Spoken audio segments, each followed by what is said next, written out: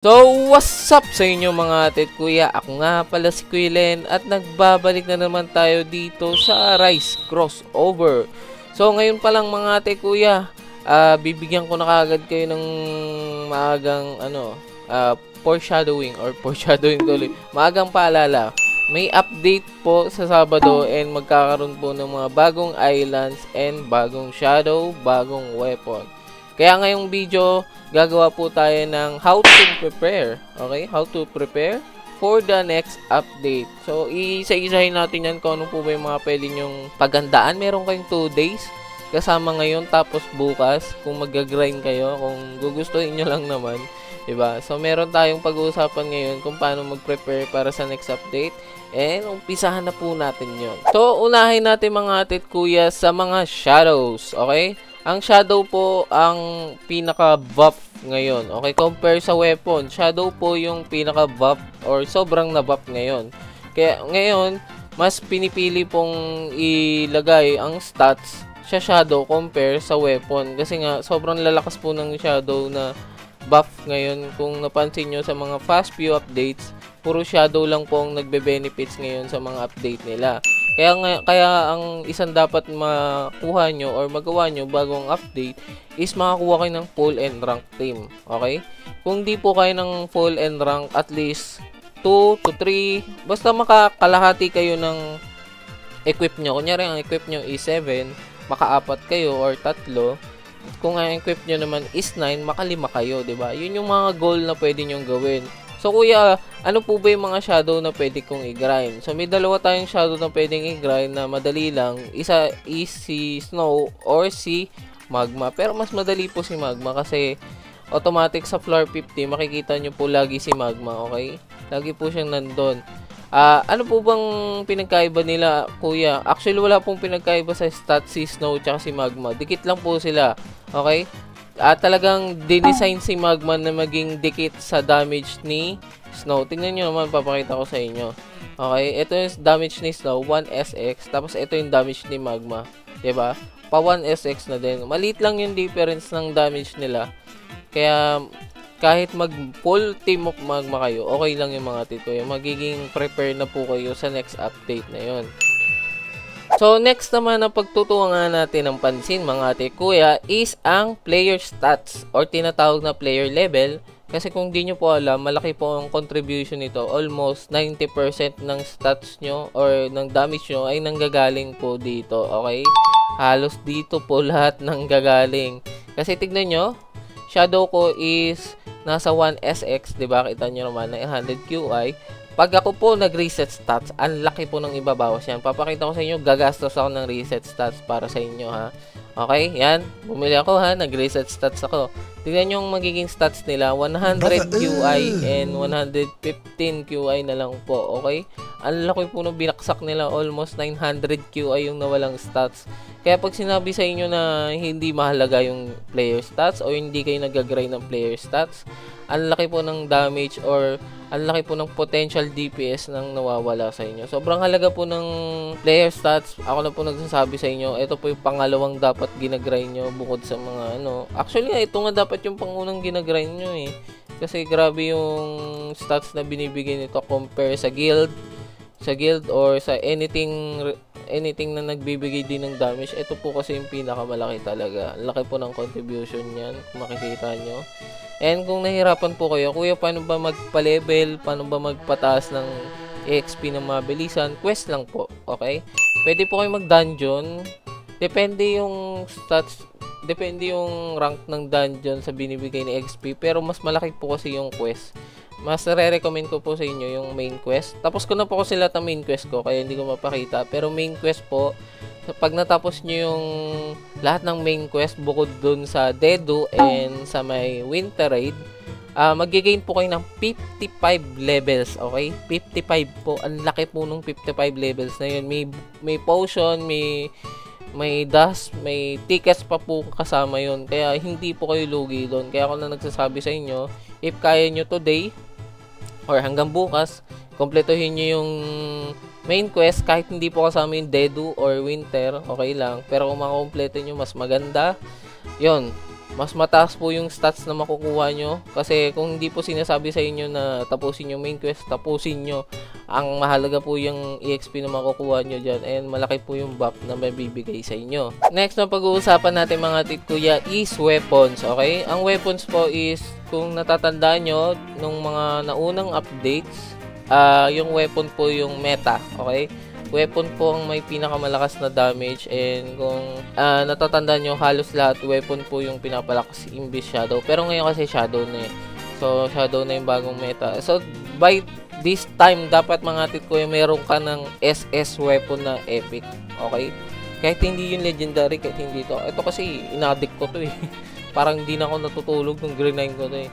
Basta meron na dapat kayong SS weapon na epic. Medyo dikit lang yung damage niya dito. Sa plain blade, kulang lang ng 200 QI. Tapos, kailangan meron na po kayong magandang enchants, okay? Yung sa akin, meron akong loot aspect, sharpness 8, and loot 4, tapos borpal 5. Dapat meron na po kayong magagandang enchants sa inyo. At least may sharpness 8, tapos may borpal. Okay, yun yung pinakamahalaga. Sharpness, borpal. Tapos, pag nakakuha pa kayo borpal aspect, yun po yung mas maganda. Kasi, ang tagal nang walang bagong weapon. Dapat talaga meron na kayong ano ngayon. Yung ganito, sacred. Ito, dapat meron na kayong SN po. Tingin yung lax ng damage o 800. Dapat meron na kayong SS nito hanggang ngayon. Kasi yan po yung gagamitin yung isa sa mga damage para sa next update. I mean, malakas naman yung shadow nyo. Kung malakas shadow nyo, okay lang. Pero kung hindi ganun kalakas yung shadow nyo, and hindi nyo na full rank yung N, hindi nyo na buo yung full team na N, yung weapon nyo kasi yung damage, okay? Yun po yung mahalaga. Kaya kahit na meta po yung shadow, kailangan malakas pa rin yung weapon nyo kasi mas mabilis pumalo yung weapon nyo eh. Oh. Diba? Lalo na kung may auto-click kayo. Mas mabilis yan pumalo compare dun sa mga shadow nyo. Kaya yun. Mag-grind pa rin kayo ng weapon habang nag-grind kayo ng quest kasi sa dungeon din naman yun, diba? Hindi na mahirap yun. Also, dagdag ko lang mga titkuya, since meron na nga tayong tinatawag na enchant lock, no? Mas madadalian na kayo mag-enchant. Katulad yan, 'di ba? May enchant lock. Okay, wala akong nakuha. Okay, wala pa rin. Oh, 'di ba? Mas madali naman makuha. Nakakuha ko Borpal 4. Medyo mahal nga lang sa dust and gems. Sa gems wala namang problema. Dust lang yung magiging problema niya. Pero kaya yan kung mag-grind lang din kayo ng main quest kasi may libreng dust. Mapupuno kayo bago nyo maubos yung pang-enchant nyo. Ayun. So, next naman pag-uusapan natin mga titkuya is yung ticket and boost, okay? Tandaan nyo, yung bawat quest na makukuha nyo dito is meron pong may mga nagbibigay ng boost. Huwag nyo pong gagamitin, okay? Lalong-lalo na po yung drops. Eto, huwag nyo gagamitin ha, huwag nyo munang gagamitin. Gamitin nyo pag lumabas na po yung bagong dungeon para po mas madali nyo makuha yung mga weapon. Ganun po ginagawa ko. Kita nyo naman, meron na akong 7. Hindi ko ginamit ko yung dalawa kasi nag-grind po ako ng relic. May grind 9 ako. Mamaya pag-usapan natin yun. Kailangan nyo po mag-save. Okay? Mag-save kayo ng drop potion para sa mga bagong dungeon. Kasi yun po yung tutulak sa inyo para ma-achieve nyo kagad yung matataas na rank na weapon. Okay? Malakas po kasi bigay nung drop potion kapag nagamit kayo. Tapos ginamit nyo sa mga bagong dungeon or gagamitin nyo sa mga E-rank. Tapos gagamit kayo ng mga runes nung dungeon na yun. Yun, mas madali nyo mag-grind. Ganun po kasi ginagawa ko. Tapos sa tickets naman mga tikuya, itabi nyo lang. Okay? Kung kompleto na kayo sa Game Pass, tulad ko, nabili ko lahat to ng tickets lang din, green 9 ko. Ayan. Kompleto na kayo, itabi nyo lang. Para may pambili kayo ng extra boost or pag may bagong lumabas na Game Pass. Huwag nyo gagamitin basta-basta kung saan-saan. Ang re-recommend ko lang na huwag nyo muna bilhin is yung Instant Arise. Magkano ba Instant Arise? Ang pangit itong ano natin. Ito, 450. Ang pangit yung ano na yan. Game Pass na yan. Kasi pag pinindot nyo yun minsan, ma-arise nyo din yung nasa paligid. Oo, maganda siya kasi may instant arise. Pero kung one hit mo na lahat, 'di ba? Wala na ring, ayun ko, nawa-one hit ko kasi lahat sa Infernal eh. So, walang kwenta sa akin to eh. Walang kwenta sa akin tong instant arise. Mas maganda sa akin yung instant destroy. Yun, basta kung ano ihuli nyo na lang to. Mas okay yung ihuli nyo na lang yan. Kasi hindi naman talaga masyadong kailangan yun eh. Kaya nyo yan i-erase ng ano eh. Ng pipindutin nyo lang yung E 3 times, diba? Dali lang. tabi nyo na lang para sa ibang Game Pass. Mas maganda pa dyan yung bilhin nyo na lang yung yung storage. Mas makakapagtabi kayo ng mas madaming dust, tickets, boost, tsaka runes. Yun, mas madami kayong matatabing ganun kaysa dito sa instant. And yung boost nga, sabi ko sa inyo, huwag nyo pong gagamitin, okay? Itabi nyo lahat ng boost nyo. Lahat ng boost na pwede nyong gamitin next update, itabi nyo para doon nyo maubos. Kasi doon po mahalaga gamitin yung mga boost na yan, lalo na yung drop potion. So, dagdag ko lang pala mga ate kuya, kung gagamit po kayo ng pots, o yung marirecommend ko lang pala na pwede nyong gamitin pots, is yung EXP, okay? Yung EXP boost, pwede nyo pong gamitin kapag merong SS and double dungeon. Kailangan magkasama po yung dalawa ha, SS tsaka double dungeon. So, bakit nyo siya gagamitin? Kasi mas malaki po yung XP na makukuha nyo kapag ganun po yung dungeon. Okay, papakita ko sa screen nyo. Ito po yung binibigay na EXP kada dungeon. Kita nyo ba? So, nakadepende yan po sa rank. Tapos kapag SS, ay red gate pala. Red gate, tapos double dungeon, mas mataas po yung EXP. Okay? So, ayan. Sundan nyo yan. Basta pag nakita nyo yung red gate, tapos double dungeon, gamit kayo EXP boost. Automatic kahit anong rank yan, gamit kayo. Kung SS yan, mas maganda. So, next naman na pag-uusapan natin mga ate kuya ay ang relics. Okay? Ito, medyo mahirap to kasi kailangan ng mabusising grind nito and kailangan ng swertihan ko anong dungeon ang lalabas. Okay? Umpisa natin sa damage na relics. Ang kailangan nyo po is yung Crown of Snow, Hive Plate, tsaka Echo Shard. Yung Crown of Snow ay nakukuha kay Snow sa Winter Raid. Then yung Hive Plate ay nakukuha kay Zero sa Dedo Raid. And yung Echo Shard is nakukuha po kay, pangalan nito?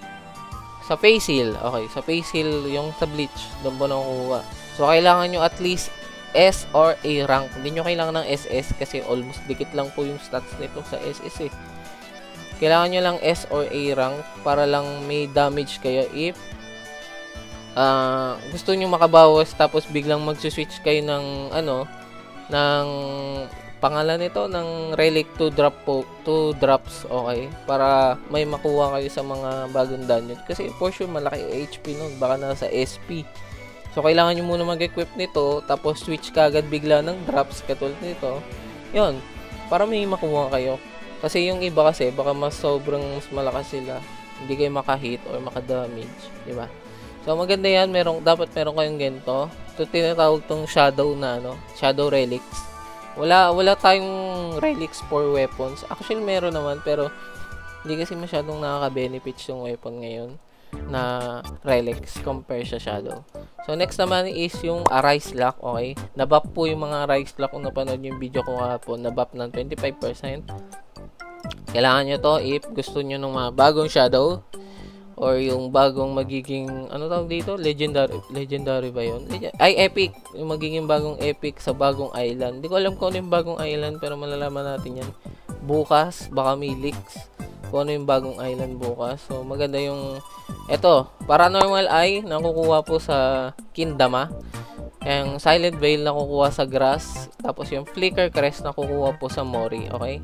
Yan. Dapat meron din kayong S or A rank. Yung SS rank, natsambahan ko lang yan. Yan lang yung SS rank ko eh. Yan. Natsambahan ko lang yan. Tapos yan. Dapat meron kayo yan. Tapos next is drops. Okay, drops chance. Kailangan nyo, actually ito yung pinakauna nyong kailangan kunin kasi hindi nyo makukuha tong ibang relic na to kung wala kayong magandang drop chance. Kasi yung drop chance, na-affect niya po yung weapon, dust, yung relics, tsaka yung runes na bumabaksak. Halos lahat na-apektuhan nito kaya magandang meron kayo nito mga tit kuya kasi kailangan nyo to. Kaya ito yung Blood Chalice nakukuha to sa floor 50k magma. Sight Node sa Dragon City na dungeon. Then yung Drip Compass sa Brom. Okay, nahirapan ako mag-grind ng Brom eh. Hindi ko pa rin nakukuha yung S kahit anong gawin ko eh. So A pa rin yung akin pero okay lang kasi tatlo naman yung na-equip ko. Then, last na relic na siguro kakailanganin nyo is yung bagong relic, yung rank up lock. So, ngayon, wala pa ako nung isa, yung Eye of Ascension, yung epic. Meron lang ako nung S na Black Monarch Zigil. Kasi kailangan nyo to kung mag-grind po kayo nung N plus na Monarch. Kailangan nyo to. Tapos pinaparisan ko lang siya ng Arise Lock para magkaroon ako ng swerte na ma-arise, 'di ba? Di naman pwede na rank up lock lang yung equip mo kung wala ka ring Arise Lock. Hindi mo rin naman siya ma-arise in the first place, 'di ba? Siguro pag nakuha ko yung Eye of Ascension, tatanggalin ko tong Flicker Crest. Tapos etong Paranormal Eye na lang yung matitira. So yung Black Monarch Sigil makukuha po yung kay Jinwoo. Double dungeon lang siya, okay? Kay Jinwoo. So yun lang naman yung mga relics na kailangan yung makuha or makumpleto para sa next update. Swertihan lang talaga kung anong dungeon mag-i-spawn, kaya sana makuha nyo, lalo yung drops. Mas mahalaga po yung drops compare sa iba. Siguro una drops, tapos sunod tong damage, or pwede rin tong arise. Depende kung paano gameplay nyo or game style nyo. Play style nyo. Okay? Ako kasi inuuna ko lagi yung drops if kaya. Ayan. So, last but not the least, syempre, yung guild. Okay? Kung wala pa rin kayong guild, maganda kung makahanap kayo ng guild, lalo na yung may guild na may upgrade na po sa eto, extra relic. Okay? Mahalaga po yan para mas madali yung grind and mas malakas po kayo. Kasi laki po ng benefit ng extra relic na yun. Okay? Meron din mga upgrade sa guild na nakakatulong lumakas pa yung damage ng shadow nyo. Actually, maliit lang yung damage na binibigay nitong sa guild compare sa player stats. Mas malaki pa rin yung sa player stats compare dito. Kaya mas prioritize nyo pa rin yung yung pampalevel nyo compare sa guild. Pero maganda kung makakasali kayo ng guild na may extra relic. Okay? Kami po, hiring pa rin kami. Ito, kita nyo, M plus and can donate 50 to 60 QI daily. So, mababago po yan next update kasi may magkakaroon ng mga bagong mobs ay magkakaroon ng increase sa drop ng gems. Kaya ngayon po kasi ang hinahabol na lang namin is itong shadow slot na may 81. Okay? Medyo mahal siya, diba? Nasa 36 SX pa lang kami. So, nasa 50 pa yung kulang namin. Hindi naman ganun kami kalakas. Kita nyo naman. Level 58 lang kami. Kasi ginawa ko lang tong guild na to nung lumabas po yung XC. Kaya hindi ko po nahabol yung level and grind sa mga alpha tester or sa mga unang nakapaglaro nung release. Late kasi ako naglaro mga titkuya. Kaya makikita nyo, hindi ako ganun kalakas. Kung nakahabol ako dun sa ng release, nasa leaderboard po ako for sure. Kasi hindi ako nakapaglaro nun kasi iba po yung ginagawa ko. Nag-Minecraft po ako nun that time. So yun, kuha kayo ng guild. If gusto niyo sumali sa guild namin, kailangan po M+. Tapos kailangan kaya mag-donate ng 50 to 60 QI daily. Okay? Comment lang kayo ng user nyo. I-add ko kayo. Tapos i-invite ko kayo. Okay? Madadagdagan lang po yan siguro ng 40 QI next update. Depende kung gaano kalaki yung babaksak na gems. Kasi ayoko maging harsh or ayoko pahirapan yung mga guildmate ko na yung iba kasi dito gusto nila yung buff, then nagpapalakas naman sila, active lang. Natanggap naman ako ng ganun, basta active lang. Pero mangkikik ako ng mga hindi active tulad nito. Ikaw King 50M tapos wala ka pang kahit anong XP na ambag, no? So yun, basta active lang, then yun nga, pasok sa requirements ng guild namin, ipapasok namin kayo. Nahihirapan na kayo sa ibang guild, ako na nasasabi sa inyo. Yung ibang guild po is may entrance fee na umaabot ng 500 QI, 700 QI, tapos may daily pa na 100 QI. Ganun po ka-harsh or ganun kahirap makahanap ng guild ngayon. Kami lang po siguro isa sa mga guild na ganito na mababa tapos wala pang entrance fee. Hindi po ako naghanap ng entrance fee. Kailangan ko lang active and kaya mag-donate. Okay? So, comment lang kayo sa baba. If kaya nyo yung mga yon, i-invite ko kayo. So, hanggang dito na lang tayo mga atit kuya. If may natutunan kayo, comment nyo na lang. And if may kulang man akong nasabi or may mali akong nasabi, please comment nyo na lang. Kasi para matama po natin and makasunod po yung iba. Kasi for sure hindi naman ako perfecto din and tao lang din naman po ako. So, hanggang dito na lang din tayo mga atit kuya kasi mag-grind pa din po ako. Kahit ako, kita nyo naman, kahit medyo okay naman na yung mga items ko, kailangan ko pa rin po mag-grind. So, mag-grind pa ako. Kita-kita na lang tayo next video mga atit kuya. Huwag nyo kakalimutang i-hit yung like and subscribe. And pindutin nyo na rin yung notification bell para updated po kayo sa mga next video natin. Okay? So hanggang dito na lang ako mga ate at kuya. Kita-kita tayo next episode. Ingat kayo palagi and God bless po sa inyo.